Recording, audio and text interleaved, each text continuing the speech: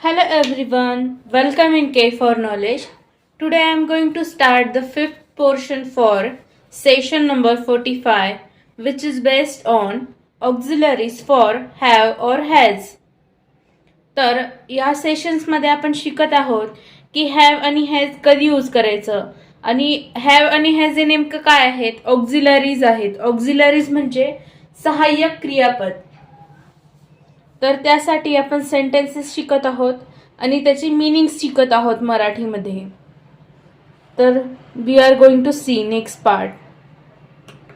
Now I am going to start with sentence number 201. I have no hurry at all म्हणजे मला अजिबात घाई नाही. I have no money at all म्हणजे माझ्याकडे अजिबात पैसे नाहीत. Sentence number 203. We have no opportunity म्हणजे आम्हाला संधी नाही. वी हॅव नो आयडिया म्हणजे आम्हाला कल्पना नाही. वी हॅव नो ऑप्शन और अल्टरनेटिव्ह म्हणजे आमच्याकडे पर्याय नाही.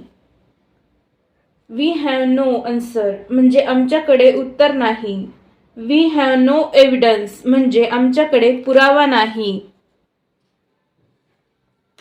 Next sentences are. We don't have a TV म्हणजे आमच्याकडे टीव्ही नाही.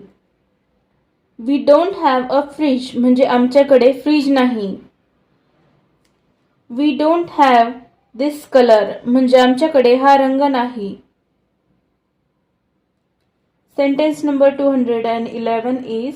We don't have this size म्हणजे आमच्याकडे हा साईज नाही. We don't have this facility म्हणजे आमच्याकडे ही सुविधा नाही.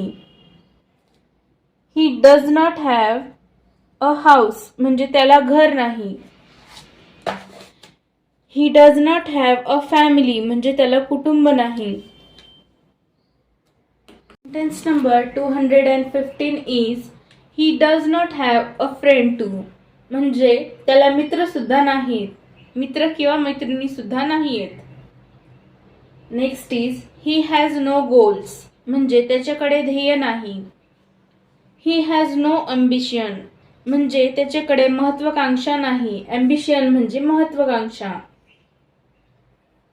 ही हॅज नो प्लॅनिंग म्हणजे त्याच्याकडे योजना नाही. ही हॅज नो क्लॉथ्स म्हणजे त्याच्याकडे कपडे नाहीत. ही हॅज नो आन्सर म्हणजे त्याच्याकडे उत्तर नाही.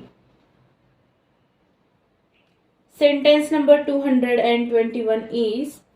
I didn't have enough time म्हणजे माझ्याकडे पुरेसा वेळ नव्हता. Next is. I didn't have any money on me म्हणजे माझ्यासोबत काहीच पैसे नव्हते. Now I am going to turn on next set. I didn't have my licence with me म्हणजे माझ्यासोबत माझं लायसन्स नव्हतं. I didn't have any experience at that time म्हणजे मला तेव्हा काहीच अनुभव नव्हता. I didn't have any answer म्हणजे माझ्याकडे काहीच उत्तर नव्हतं. आय हॅड अ गन म्हणजे माझ्याकडे बंदूक होती. Sentence number 227 is. They had money म्हणजे त्यांच्याकडे पैसे होते. दे हॅड टेक्नॉलॉजी म्हणजे त्यांच्याकडे तंत्रज्ञान होतं. दे हॅड पॉवर म्हणजे त्यांच्याकडे सत्ता होती. Sentence number 230 is. Do you have this in larger size म्हणजे तुमच्याकडे हे मोठ्या साईजमध्ये आहे का. Next is. Do you have this in smaller size म्हणजे तुमच्याकडे हे लहान साईजमध्ये आहे का. Next is. Do you have this in stock म्हणजे तुमच्याकडे हे स्टॉकमध्ये आहे का. Sentence number 233 is. I had no idea म्हणजे मला कल्पना नव्हती. आय हॅड नो टाइम म्हणजे मला वेळ नव्हता.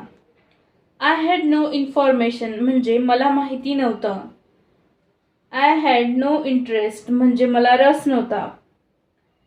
आय हॅड नो गोल्स म्हणजे माझ्याकडे ध्येय नव्हतं. Next is I had no option or alternative म्हणजे माझ्याकडे पर्याय नव्हता. आय हॅड नो लायसन्स म्हणजे माझ्याकडे लायसन्स नव्हतं. Next 240 sentence number is I had no answer म्हणजे माझ्याकडे उत्तर नव्हतं. Next is I had no papers म्हणजे माझ्याकडे कागदपत्रे नव्हती. I had no money at all म्हणजे माझ्याकडे बिलकुल पैसे नव्हते. Now I am going to end the fifth portion for session number 45. After every session, I will provide written notes also. For continued learning, subscribe to my channel and go with playlist English Learning which I have uploaded in this channel. Thank you for watching.